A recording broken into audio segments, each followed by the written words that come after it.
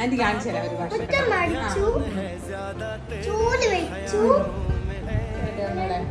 മുറ്റമടിച്ചു, ചൂല് വെച്ചു, പായ വിരിച്ചു, തലയണ വെച്ചു, അച്ഛൻ കിടന്നു, അമ്മ ഇരുന്നു, മക്കളെ ബാബാ.